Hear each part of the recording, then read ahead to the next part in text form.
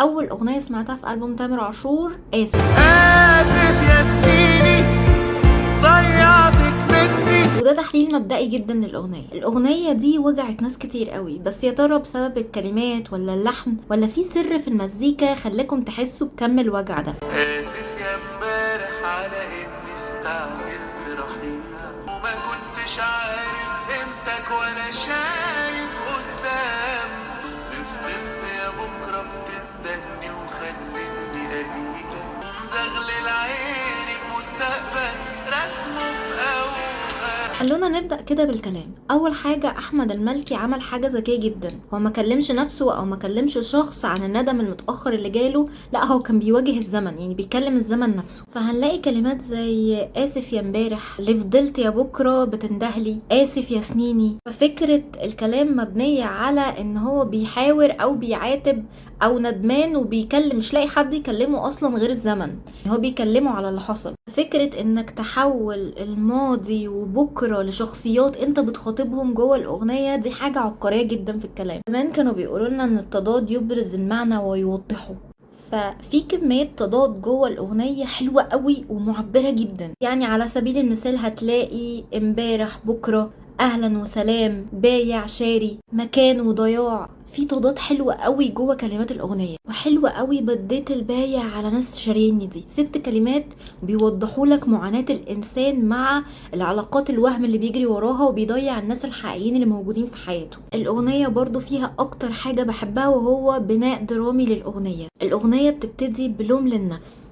بعد كده يجي اعتراف بالغلط، بعد كده يحصل استرجاع للذكريات، وفجأة في آخر الأغنية استسلام كامل للندم. فأنت بتبقى قاعد في الأغنية بتسمع عادي، بعد كده يبتدي الوجع يزيد معاك، الوجع يزيد معاك لحد ما توصل للبيك بتاع الأغنية. بتحس إن أنت فعلا موجوع من جواك على كل لحظة وكل حاجة أنت ضيعتها. ضيعت حبايب شايلتني في عينيهم، بدلت الأهل بغبائي خليتها سنة، رحت على السكة اللي اتأخر واتجد الحيل، اديني لوحدي وبتحسر على ليل الأيام. ندخل بقى على اللحن بتاع الأغنية. خلونا نعمل فيديو منفصل عن اللحن بتاع الأغنية لأنه عبقري، عمله الملحن محمدي. بس خلونا نتكلم إن اللحن عبر برضو عن الكلام بشكل مش طبيعي.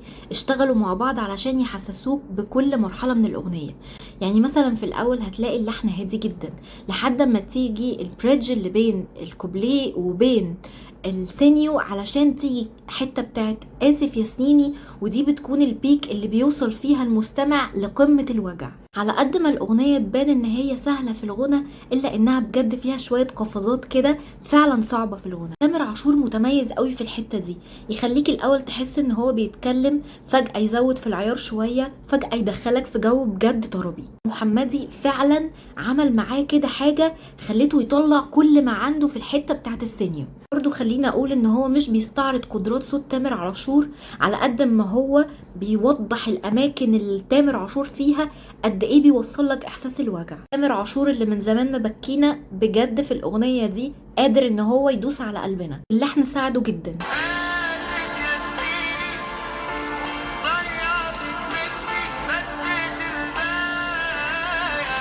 على ناس شاريني، ضيعت مكاني مع إنه سياني، يجي سيرتي ببال قلبي بيوجعني. يعني يجي بقى التوزيع يخدم لنا كل ده ويغلفه لنا. بيانو هادي وحزين في البداية علشان يرسم لنا الحالة النفسية بتاعت الأغنية، شوية بادز واسعة كده عشان تدينا إحساس كده بالفراغ، شوية وتريات تفضل تدخل بالراحة كده وتتصاعد تدريجيا علشان تدينا الإحساس الدرامي. إيقاع هادي مش بيستعرض حاجة، بيز ناعم جدا علشان يدي للأغنية طابع ولايرز كده حلوة. فكل اللاير مش داخلة كده علشان تخليك تتشتت عن الأغنية، لا هي بتكملها. صراحة أسامة الهندي عامل شغل حلو قوي بجد في التوزيع. فاحنا بقى عندنا كلمات عظيمة ولحن حلو جدا وصوت تامر عاشور اللي مليان بالإحساس والقوة واللي بيوصل لنا إحساس الندم المتأخر بشكل مش طبيعي. فضيت العالم حواليا وخسرت كتير،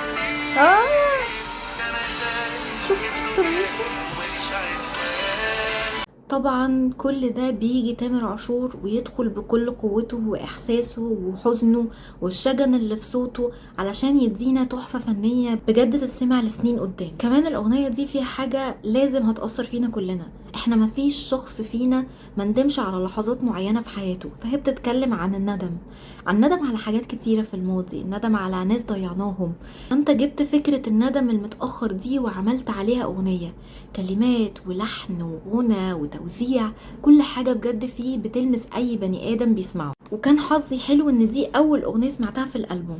طبعا لسه هنتكلم عن اغاني كتير في الالبوم لان الالبوم فعلا حلو وفعلا يستحق ان احنا نتكلم على اغاني كتيرة بشكل تفصيلي. وطبعا الموسم مليان ولسه عندنا اغاني لعمرو دياب وعندنا اغاني لتامر حسني تحفة. انا شغالة على الموضوع بس صدقوني الفيديو علشان اقدر اجمع فيه كل الافكار بياخد مني شوية وقت. انتوا كمان تقدروا تساعدوني وتكتبوا لي في الكومنتات ايه اكتر الاغاني اللي انتوا حبيتوها في خلال الفترة اللي فاتت واكتر الالبومات اللي انتوا عايزين اتكلم عنها. لو كملتوا الفيديو للاخر شكرا انكم بتحبوا تسمعوني، وشكرا انكم بتشجعوني ان انا اعمل الحاجة اللي انا بحبها وهي ان انا احلل المزيكا.